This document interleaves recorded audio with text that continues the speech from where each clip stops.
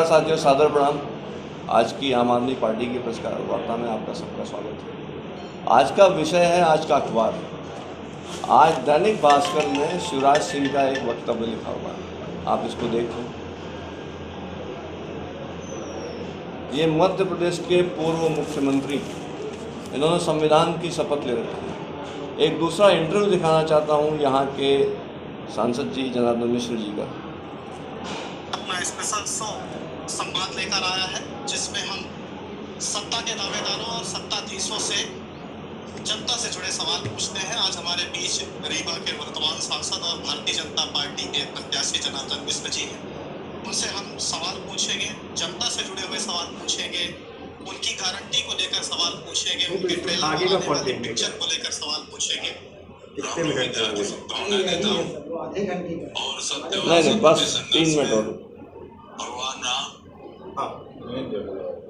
सत्य के साथ खड़े रहने की सभी नागरिकों को शक्ति प्रदान करे, यही मेरी कामना है श्री राम के चरणों में। जहाँ तक राम मंदिर का सवाल है, वो हमारी आस्था का विषय रहा है। वो हमने कभी राजनीति से जोड़ा नहीं।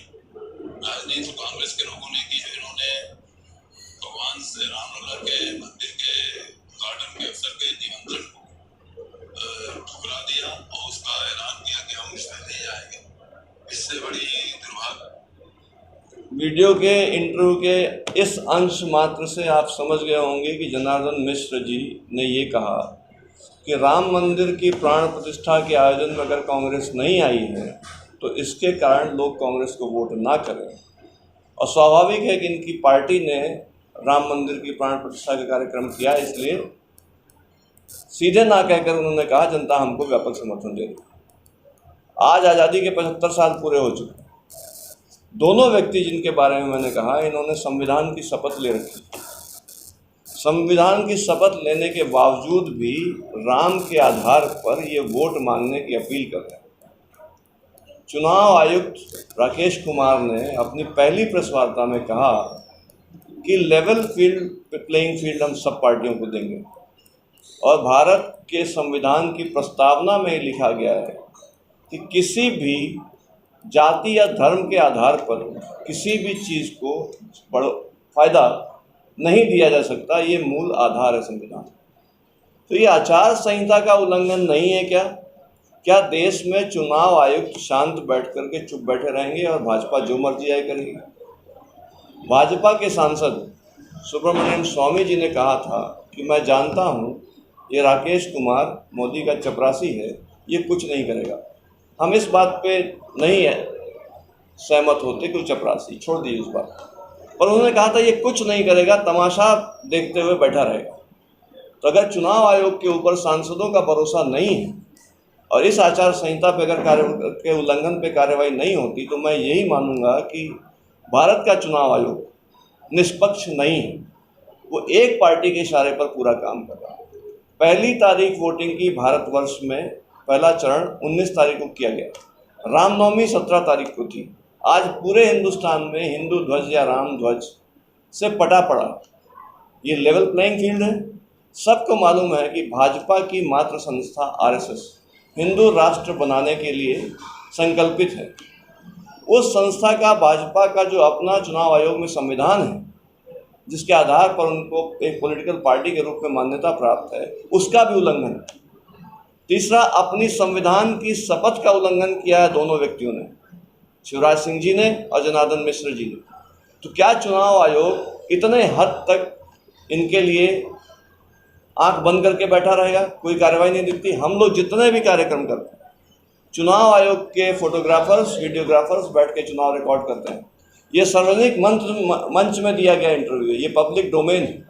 इसमें किसी को शिकायत करने की भी जरूरत नहीं है। चुनाव आयोग को सुओ मोटो कॉग्निजेंस ले करके इन पर कार्रवाई करनी चाहिए। अगर जनार्दन मिश्र जी के ऊपर और शिवराज जी के ऊपर त्वरित कार्रवाई नहीं होती है तो हम चुनाव आयोग से आग्रह करेंगे, आंदोलन करेंगे इस बात के लिए कि इनके पर्चे निरस्त किए जाए। जिस आदमी को संविधान की शपथ लेने के बाद भी संविधान का सम्मान नहीं आता, वो भारत के संवैधानिक पद में कैसे बैठ सकता है? सवाल यही है कि क्या भारत में संविधान है कि नहीं। लोग कहते हैं संविधान को खतरा है, मैं कहता हूँ संविधान खत्म हो चुका है। संविधान को कोई मान्यता या कोई कॉग्निजेंस कोई नहीं देता। समस्त भारत में चुनाव हो रहे हैं बिना नियम कायदे के। 251 पन्नों का संविधान जो 289 लोगों ने बैठ करके बनाया, वो आज मात्र एक लाइन पे सीमित हो गया है, जिसकी लाठी उसकी भैंस। ये इस भारत देश की डेमोक्रेसी है। और बता दूं आपको, चुनाव आयुक्त के चुनाव में जिस फैसले से आज चुनाव आयुक्त बैठे हुए हैं कुर्सी में, उस सुप्रीम कोर्ट की 5 जजेस बेंच के फाइंडिंग्स के अनुरूप नहीं है। उसमें जिस बहुमत से चुनाव आयुक्त चुना जाता है उस पर संज्ञान नहीं लिया गया। बहुमत भाजपा का है, उसी के बहुमत के आधार पर चुनाव आयुक्त चुना जाता है। हमें घोर आपत्ति कि भारत के लोकतंत्र का हरण हो चुका है और ये हम एक बनाना रिपब्लिक में बैठ करके चुनाव करा रहे हैं। इसलिए मेरी आपत्ति है कि शिवराज सिंह जी की और जनार्दन मिश्र जी के कैंडिडेचर को कैंसिल किया जाए, और इन्होंने भारत के संविधान की शपथ का उल्लंघन और अपमान किया। धन्यवाद। तो प्रधानमंत्री भी तो तमाम अपनी सभाओं में कह रहे हैं, गृह मंत्री कह रहे हैं, राम मंदिर को लेकर तो तमाम संपूर्ण आरएसएस, मोहन भागवत जी, प्रधानमंत्री नरेंद्र मोदी जी, रक्षा मंत्री अमित शाह जी, समस्त आम आदमी पार्टी के केंद्रीय मंत्री राम के नाम पर वोट मांग रहे हैं खुलेआम।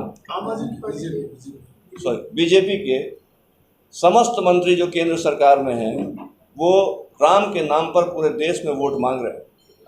ये आचार संहिता कैसी आचार संहिता है जिसका ये उल्लंघन नहीं है? मोहन भागवत भाजपा के अध्यक्ष नहीं है, पर वो मात्र संस्था है भाजपा की। भाजपा आरएसएस मात्र संस्था है। वो कहती है कि हिंदू राष्ट्र का निर्माण हमारा ध्येय है। उसी का अनुसांगिक संगठन संविधान में के प्रावधानों के तहत पार्टी रजिस्ट्रेशन में अगर अपने संविधान को उन्होंने जो सबमिट किया है चुनाव आयोग में, उसमें उन्होंने कहा है कि हम संविधान के अनुरूप ही अपनी पार्टी चलाएंगे।